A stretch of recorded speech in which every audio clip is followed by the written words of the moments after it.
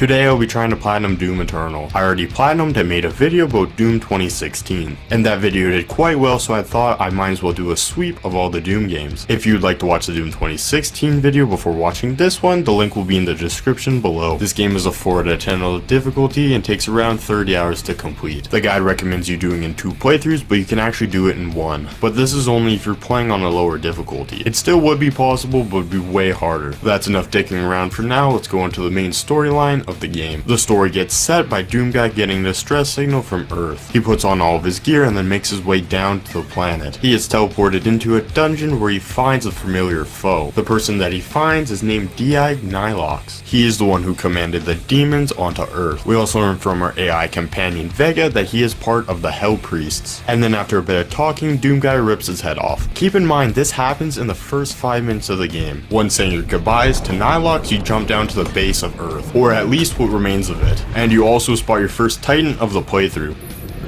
What the hell is that? The remainder of this level just has you basically run through the city recouping all the guns from the prior games. After running through a couple of shopping malls, you make it to a portal. This brings you to a big demonic HQ. After entering the HQ, you meet the other 2 Hell Priests. You then have a very friendly conversation with them. They basically just tell you that you're not gonna get them, and then they run away. Then afterwards, the main bad guy of the game, called the Con Maker, shows up. The Con Maker is responsible for all the demons. In the first game, the Argent energy that we were going after was actually because of her. She would harness energy out of dead bodies, making it into pure energy, prompting her to siege Earth for more power. You then leave to your main base and also get a trophy for finishing the first chapter. The second mission of the game has you go after another Hell Priest, but before leaving we get a trophy for using a Sentinel crystal for the first time in the game. These crystals give you permanent buffs to your health, armor, and ammo. You then make it to the next planet and search for your next Hell Priest. Before you can find the second Hell Priest, you need to find a celestial locator. This locator is in possession of the last sovereign king of the Night Sentinels, and while retrieving the locator you have a talk with the Night Sentinel. He explains if you kill all the Hell Priests that it will bring down heaven's wrath, but in the end of the day Doom Guy doesn't really care, so he continues on his journey to kill the remaining Hell Priests. Then after finishing that cutscene we make it to the next encounter of the game, and also the next trophy of the game. It's for performing 33 different glory kills throughout the game.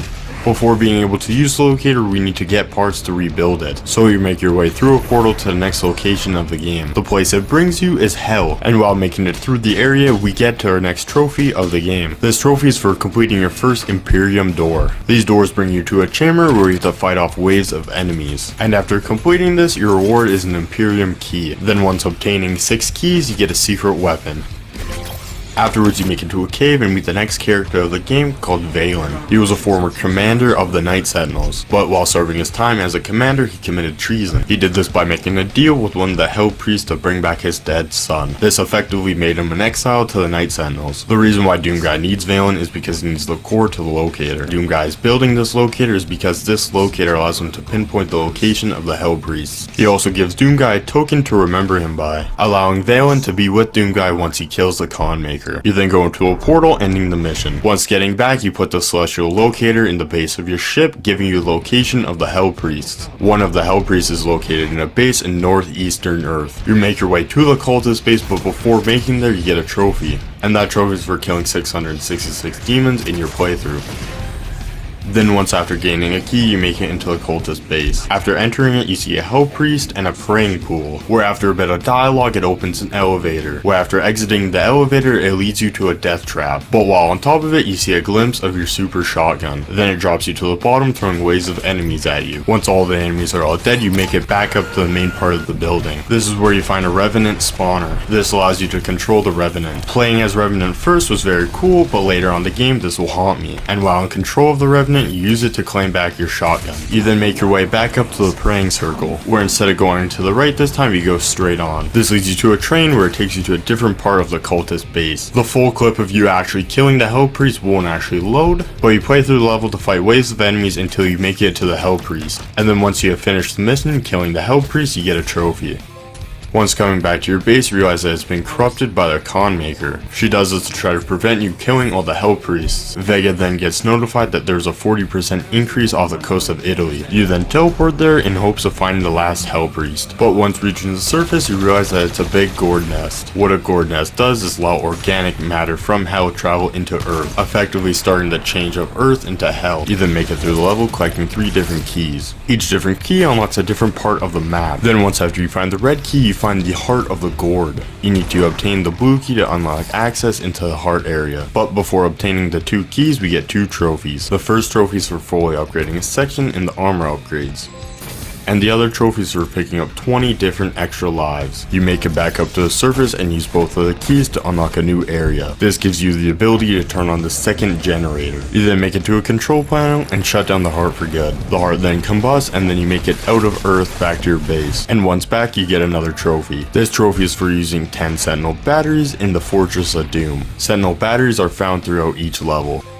In the next chapter, you try to find Dr. Hayden from Doom 2016. This is because he can pinpoint the location of the last Hell Priest. The only thing is the UAC building that he is in is heavily guarded, so you need to hijack 2 turrets to open up your way into the building. You then clear the area and make it up to the top. Once making it to the top of the UAC building, you see Dr. Hayden in a bad state. You take Hayden off his harness, but before you can leave, an enemy shows up. This enemy is called a Marauder, and he's the hardest enemy to kill out of the base demons. This is because he counters every single weapon that you shoot at him. This is because you only get a short window to deal damage to him. Once he's dead, you make it back to your base, ending the mission. In the start of the next chapter, you hook up Dr. Hayden into your ship, allowing him to come back alive and have access to your ship's mainframe. He also then tells you that the last Hell Priest is located in the core of Mars. You then make a plan to hijack a big turret so you can blow a hole into Mars. You then make it to the UAC base. This base has direct access to the turret. Doomguy then enters the turret and blows a hole straight into Mars's core. But while in the turret, you take a part of it, granting you the BFG. This is a reoccurring gun in the Doom franchise, and always the best. Afterwards, you shoot yourself into another building. This is so you can access an escape pod and make your way down to the core of Mars. You then enter a portal, ending the mission and also giving you a trophy. This is the story trophy for blowing a hole into Mars.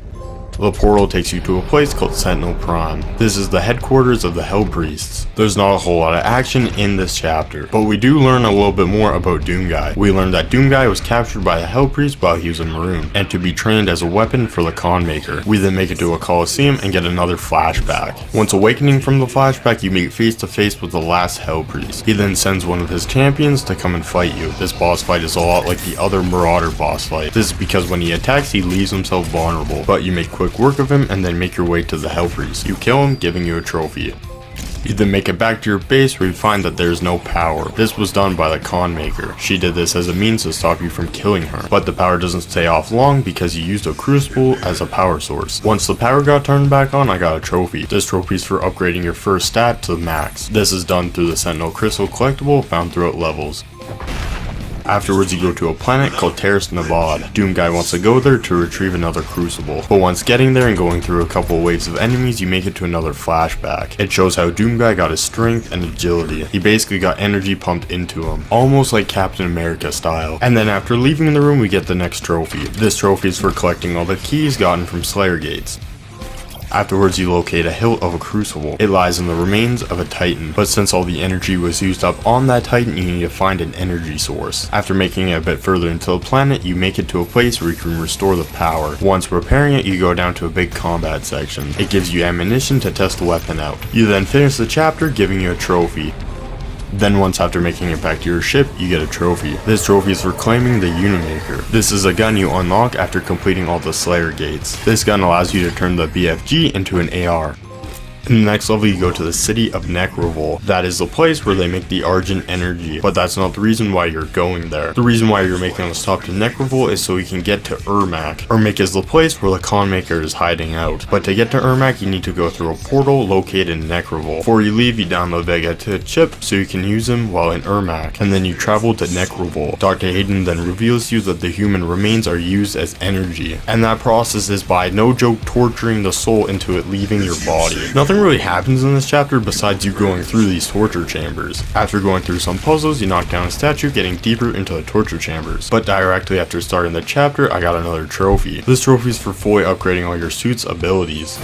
This chapter has you basically do the same exact thing that you did in the last chapter, and that's basically shooting anything that moves. But a fun part of this level was you were able to see the exorcism station, and then you make it to the very top of Nekravol. This is where you see two titans holding back a portal into Ermac. Then after fighting a couple of demons, you release them. You then jump in the portal and transport yourself to Ermac. Once making it there, you see the con maker with the icon of sin. I'm pretty sure he's the representation of the devil in the Doom franchise, but don't quote me on this. You then see the icon of sin's heart, and then in Doom guy fashion you kill it. The reason why you do this is because the icon of sin is bounded to the con maker, but after stabbing it, it awakes the icon of sin, giving him back his consciousness. He then opens a portal and heads to Earth, and while doing so he knocks Doom guy off the platform. You now have to make your way back up to the con maker to kill her, but on my way I got 2 trophies. The first trophy is for collecting all the vinyl records found throughout levels, and the other trophies are finding all the toys.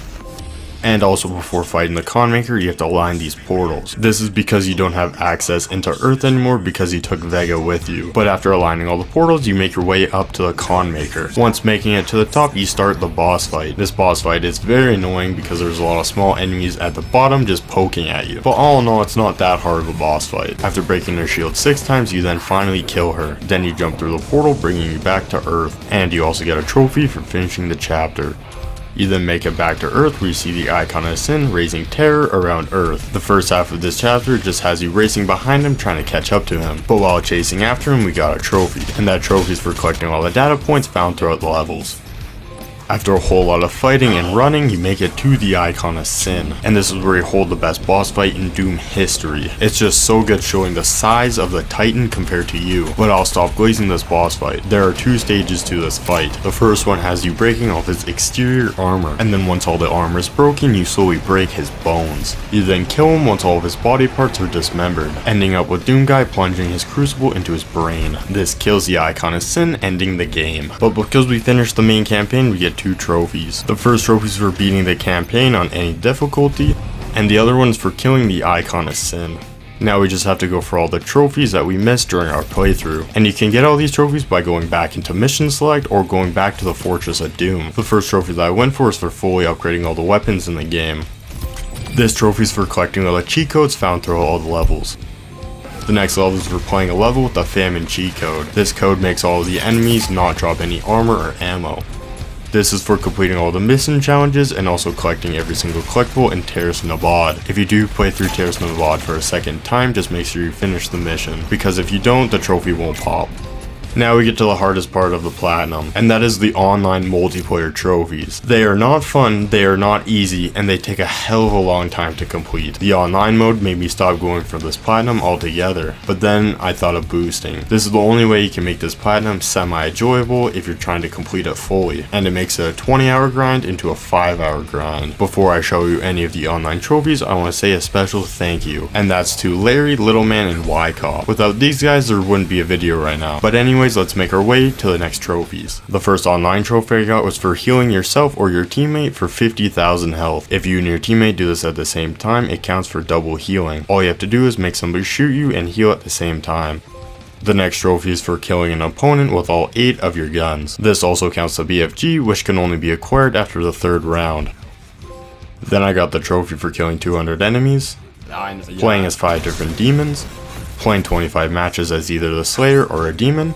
The last online trophy I got was for dealing 5,000 damage to the Slayer as a demon.